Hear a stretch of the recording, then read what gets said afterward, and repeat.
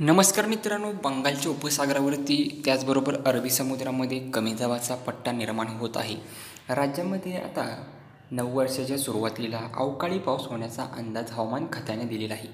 कोणत्या परिसरांमध्ये पावसाचा अंदाज आहे याबद्दल संपूर्ण माहिती थोडक्यात आपण पाहूयात. अरबी समुद्रामध्ये आपण पाहू शकतो मित्रांनो, या ठिकाणी अतिशय तीव्र असा कमी दाबाचा पट्टा निर्माण होत आहे आणि या पट्ट्याची तीव्रता वाढत जाणार आहे. पुढे चक्रीवादळामध्ये रूपांतर होऊन राज्यातील काही परिसरामध्ये पुन्हा अवकाळी पावसाचा फटका बसण्याची शक्यता आहे. यामध्ये विदर्भ आणि मराठवाड्यातील परिसरामध्ये अवकाळी पाऊस होण्याचा अंदाज IMDकडून देण्यात आलेला आहे. भारतीय हवामान खात्याने अंदाज या ठिकाणी व्यक्त केलेला आहे. या परिसरांमध्ये मध्य महाराष्ट्र, मराठवाड्यातील परिसर असेल, कोकणातील काही परिसरामध्ये असेल, पावसाची शक्यता हवामान खात्याने व्यक्त केलेली आहे.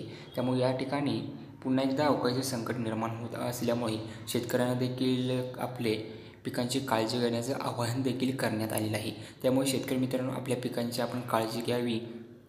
अवकाळी पाऊस पुन्हा एकदा बरसणार आहे. यापुढील अंदाज जाणून घेण्यासाठी आपल्या चॅनलला सबस्क्राईब करा आणि मित्रांपर्यंत, शेतकऱ्यांपर्यंत जास्तीत जास्त व्हिडिओ हा शेअर करा. धन्यवाद.